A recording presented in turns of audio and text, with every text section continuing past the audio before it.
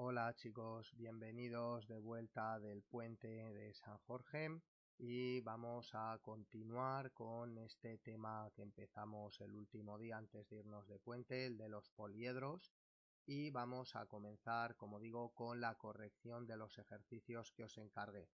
Bien, el primero de ellos era el ejercicio 6 de la página 194, en el cual nos pedían elaborar una tabla con los 5 poliedros regulares, indicando el número de caras, vértices y aristas para ver si se cumplía o no el teorema de Euler, ¿vale? El teorema de Euler, que lo que dice es que en un poliedro cualquiera, el número de caras más el número de vértices es igual al número de aristas más 2.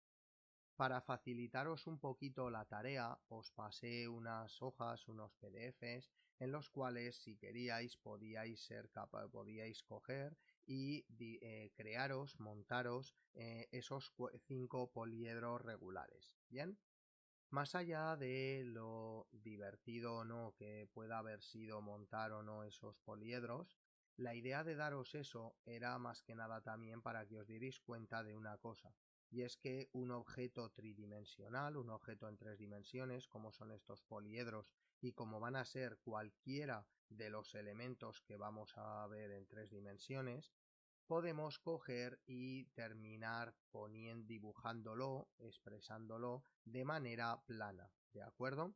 Entonces, lo único que tenemos que hacer es, al final, entre comillas, rajar un poquito por algunas aristas ese poliedro, de manera que podamos coger y podamos aplanarlo dibujando sobre una hoja todas y cada una de esas caras, ¿vale? Bien.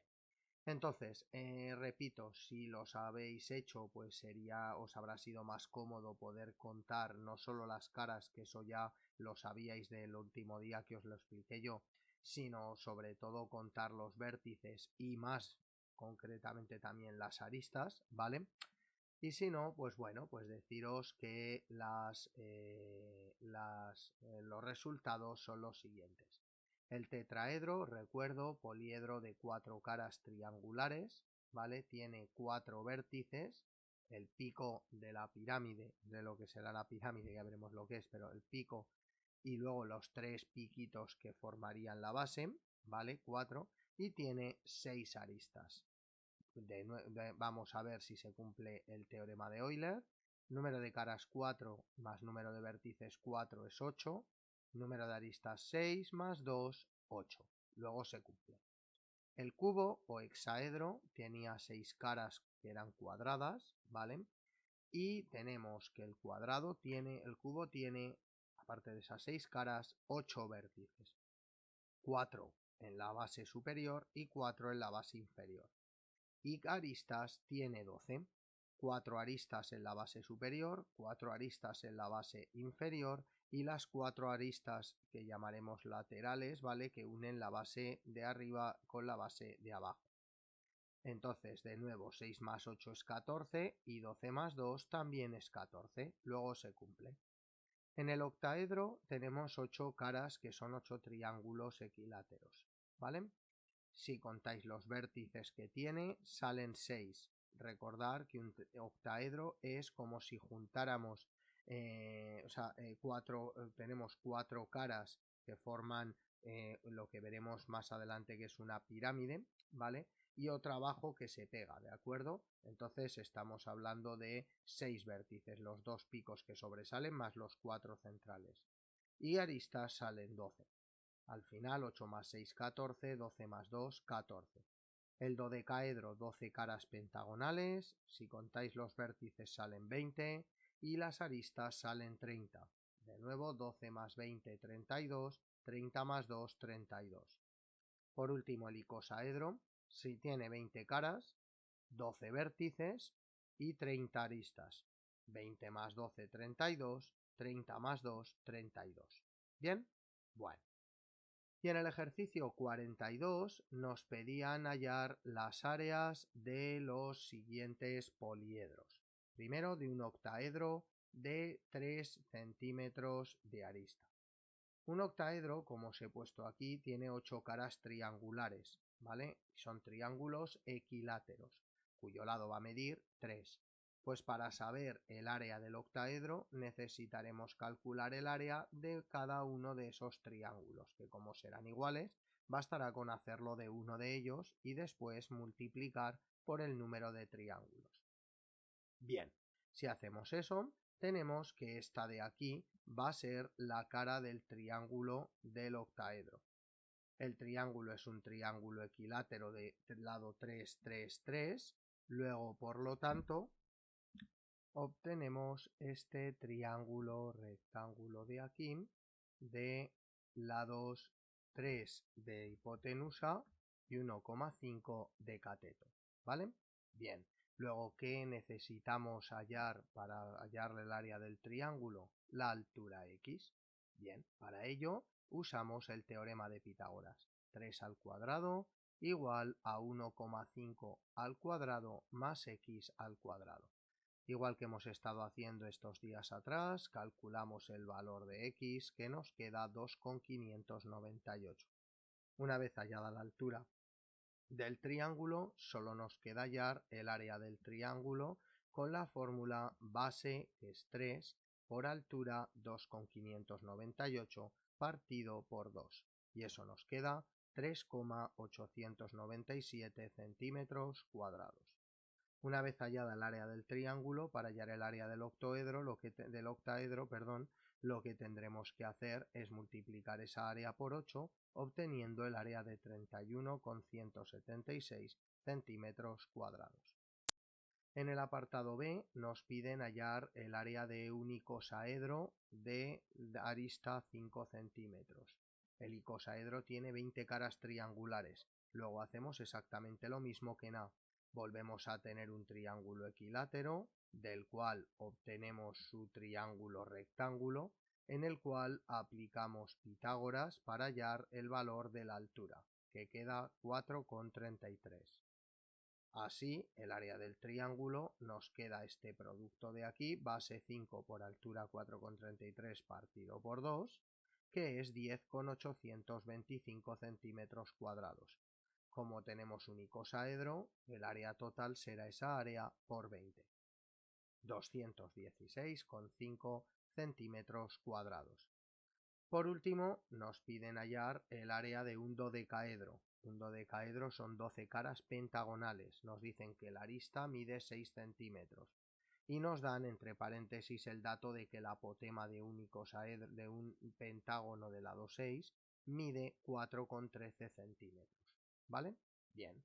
Pues una vez que tenemos esto, ¿qué es lo que hacemos? Pues hallar el área del pentágono. Área del pentágono, como es regular, perímetro. Lado 6 por número de lados 5. Por apotema 4,13 partido de 2. Es decir, 61,95 centímetros cuadrados. Y así, el área del dodecaedro nos queda 61,95 por 12, 743,4 centímetros cuadrados. ¿Vale? Bien, pues vamos a ver los primeros cuerpos en 3 dimensiones que van a ser los prismas, el primer tipo de poliedros que vamos a ver. ¿Qué es un prisma? Lo que tengo aquí, la definición. Pues un prisma va a ser un poliedro, un objeto en 3 dimensiones cuyas caras son polígonos. Recuerdo, ¿vale? Que esa es la definición de poliedro. Pero en el caso del prisma va a ser un poliedro que va a tener dos caras paralelas que llamaremos bases. ¿Ves? Aquí las tenemos. La base esta de arriba y la base de abajo. ¿Vale? Dos caras paralelas que llamaremos bases. Esas bases van a ser polígonos. No tiene por qué ser polígonos regulares, ¿de acuerdo? Van a ser polígonos. Puede ser un triángulo, puede ser, que no tiene por qué ser equilátero, puede ser un cuadrilátero. Un cuadrilátero puede ser un cuadrado, un rectángulo, un rombo, un trapecio, ¿vale? Cualquier polígono de 4 lados, cuadrilátero. Puede ser un pentágono, regular o no, polígono de 5 lados, puede ser un hexágono, regular o no, polígono de 6 lados, etcétera, ¿vale? Y luego van a tener las caras laterales que tenemos por aquí, ¿vale? Que van a ser cuadriláteros, ¿de acuerdo? Van a ser realmente paralelogramos, es decir, las caras paralelas 2 a 2, ¿vale? Entonces, caras de arriba y de abajo llamaremos bases, que serán polígonos cualesquiera. Y las caras que unen esas dos bases se llamarán caras laterales y van a ser cuadriláteros, aunque más concretamente paralelogramos, ¿vale? Entonces tenemos, como vemos aquí como elementos, además de la base, la arista básica, es decir, la arista de la base, ¿bien? Arriba y abajo. Tendremos, como hemos dicho, caras laterales, estas de aquí, las que me unen las dos bases, y por lo tanto esas aristas que unen esas dos bases recibirán el nombre de aristas laterales. Por otro lado tenemos los vértices, como viene aquí, que son los puntos donde se cortan las aristas, ¿vale? Donde se juntan las aristas. Y por último tenemos aquí un concepto que llamamos altura del prisma, ¿vale? Que es la distancia que hay entre las dos bases. Va a coincidir esa altura del prisma con la longitud de las aristas laterales, ¿de acuerdo? Bien, estos son los elementos de un prisma. Según las caras laterales, hemos dicho que van a ser cuadriláteros paralelogramos realmente, ¿vale? Con las caras paralelas 2 a 2. Pues según esas caras laterales, los prismas pueden ser prismas rectos si las caras laterales son rectángulos, ¿vale? Dentro de los rectángulos incluimos a los cuadrados, ¿vale? Si son rectángulos o cuadrados, entonces serán prismas rectos, y si no son si son cualquier otro tipo de paralelogramo, ¿vale? Recordar, paralelogramo, caras paralelas 2 a 2, entonces diremos que el prisma es oblicuo, ¿de acuerdo? Esto visualmente es muy claro, ¿vale? Si yo me imagino como un prisma un edificio, obviamente el edificio será recto si está recto y será oblicuo si está inclinado, estilo como la torre de Pisa, ¿vale? Esa es un poquito la idea. ¿Bien? Vale. Pero como vemos, esta cara lateral del prisma oblicuo no es un rectángulo, ¿de acuerdo? Sino que es un trapecio, o sea, trapezoide, perdón. ¿Bien? Bueno, entonces, vamos con los polígonos según sus bases. ¿Cómo se les llama a los polígonos según sus bases? Pues bien, hemos dicho que sus bases son polígonos. Pueden ser triángulos, cuadriláteros, pentágonos, hexágonos, pues el nombre, lógicamente, va a ser un nombre acorde a la base. Si la base es un triángulo, será un prisma triangular. Si la base es un cuadrilátero, será un prisma cuadrangular. Si la base es un pentágono, pentagonal, etc. ¿Vale? Bien. Todo esto lo tenéis en el libro, ¿vale? En la página 196. ¿Bien? Ahora, en la página 197 tenemos una serie de prismas especiales, ¿vale? Que tienen nombre propio. Estos prismas son el ortoedro y el cubo. ¿Qué es el ortoedro? Bueno, pues el ortoedro es un prisma como el que tenemos aquí, ¿vale? Si lo definimos de una forma formal, diremos que el ortoedro está formado por, es un prisma, perdón, cuyas bases son rectángulos, ¿de acuerdo? Rectángulos o cuadrados pueden ser también, ¿vale? Pero serán al menos alguna de sus caras será rectángulo, ¿vale? Entonces, si las caras del prisma están todas formadas por rectángulos o cuadrados, diremos, si al menos hay algún rectángulo, que es un ortoedro. La manera más sencilla de recordarlo, todo esto, un ortoedro que es, ¿a qué os sugiere esta forma? En efecto, a una caja de zapatos. Luego las cajas de zapatos son ortoedros. ¿De acuerdo? Bien. Por otro lado, ¿qué es el cubo? Pues el cubo es el prisma, el ortoedro es un tipo de ortoedro, pero de manera que todas las caras son cuadradas, ¿de acuerdo? Era el poliedro regular de 6 caras que vimos el día anterior, ¿de acuerdo? Pues el cubo es también un prisma. En efecto, si vemos, tiene dos bases que son cuadrados y las caras laterales son, pues eso, paralelogramos, los cuatro cuadrados, ¿vale? Ortoedro y cubo. ¿Y qué podemos hacer con un ortoedro? Pues con un ortoedro podemos calcular lo que se conoce como la diagonal de un ortoedro. ¿Esto qué es? Pues es la distancia desde un vértice del ortoedro, este de aquí, y su vértice opuesto, ¿de acuerdo? Así, si cogemos la esquina, sobre este ortoedro, la esquina interior de un lado y la unimos con la esquina superior del lado contrario, obtendremos esa diagonal del ortoedro. ¿Y cómo podemos calcular esa diagonal del ortoedro? Pues fijándonos en que podemos construir varios triángulos rectángulos.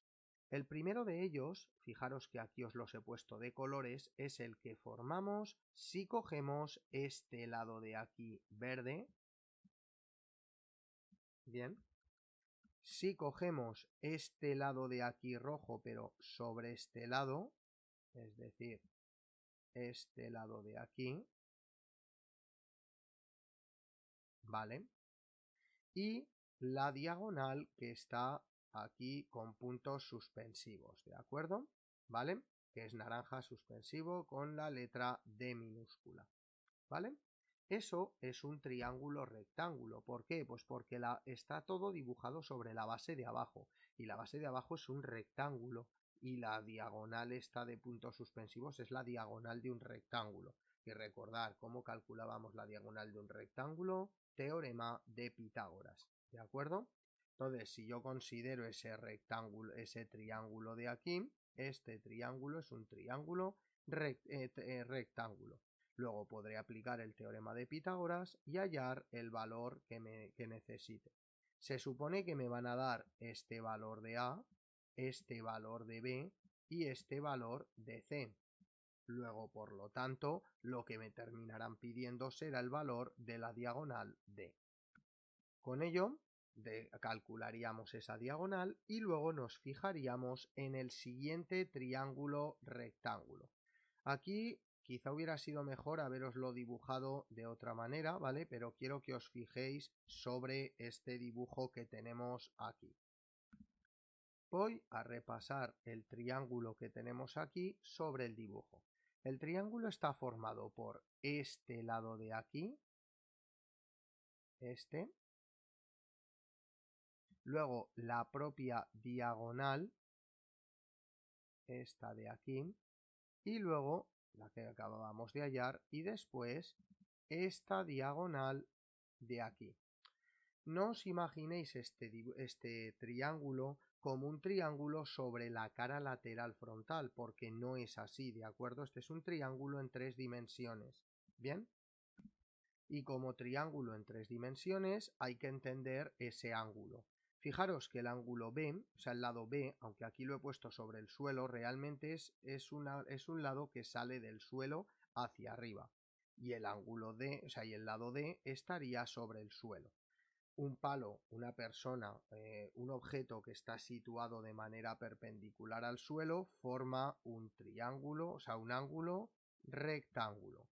Acordaros, recordar esos ejercicios de sombras que proyectaban personas, ¿vale? A una misma hora del día, ¿de acuerdo? Entonces ahí teníamos triángulos rectángulos, ¿vale? Para los de semejanzas.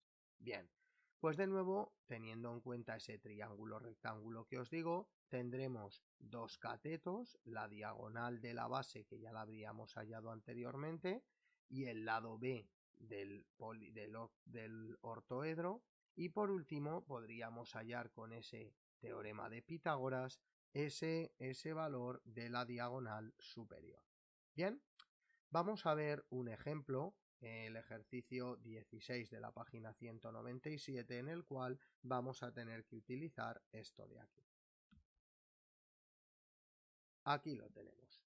El ejercicio dice lo siguiente. Halla la máxima longitud de un palo que se puede introducir en un ortoedro de dimensiones 6, 8 y 12 centímetros. ¿Vale? pues vamos a aprovechar este dibujo de aquí. Nos dan el ortoedro, nos dicen que tenemos los lados 6, 8 y 12, ¿vale? Entonces, ¿qué es lo que tenemos que hacer para poder hallar esa longitud del palo? La longitud del palo está claro que va a ser esta diagonal del ortoedro, ¿de acuerdo? Esa es la mayor longitud que podremos meter, ¿sí? Vale, pues para ello, ¿qué es lo que hacemos? Pues en primer lugar me cojo la cara de los lados 6 y 8. Aunque en el dibujo que tenéis aquí no sea esto, imaginemos que los lados 6 y 8 son estos de aquí, los que me forman la base, ¿vale? Entonces, sobre él, ¿qué es lo que voy a hacer? Calcular este valor de la diagonal del rectángulo de lados 6 y 8. Luego, ¿qué es lo que tengo? Pues tengo el dibujo siguiente. Esta será la base, esto medirá 8, esto medirá 6 y la diagonal será esta de aquí. Esto es lo que llamamos D. Teorema de Pitágoras en este triángulo de aquí y nos queda la D, que es igual a 10. ¿De acuerdo? Bien. Una vez que tenemos este valor de aquí, vamos a calcular la diagonal que nos queda. Y para ello cogeremos este triángulo que hemos dicho antes de aquí, que es un triángulo rectángulo. ¿Qué conocemos? Pues conocemos este valor de la altura, que es el lado que nos falta por usar, 12. Conocemos la diagonal de la base que hemos hallado aquí, 10. Luego, ¿qué tenemos que hacer con el triángulo rectángulo? Pitágoras. D al cuadrado igual a 10 al cuadrado más 12 al cuadrado. Operando, llegamos a que la diagonal mide 15,62 centímetros. Luego la respuesta será que la máxima longitud del palo será 15,62 centímetros. ¿Vale? Bueno, entonces hoy lo vamos a dejar aquí. Quiero que aprendáis y asimiléis qué es un prisma, todos sus elementos, las distintas clasificaciones que os he explicado. Y para ello, pues querré que hagáis los ejercicios 44, 48 y 49 de la página 205. ¿Vale? Venga, chicos, hasta luego.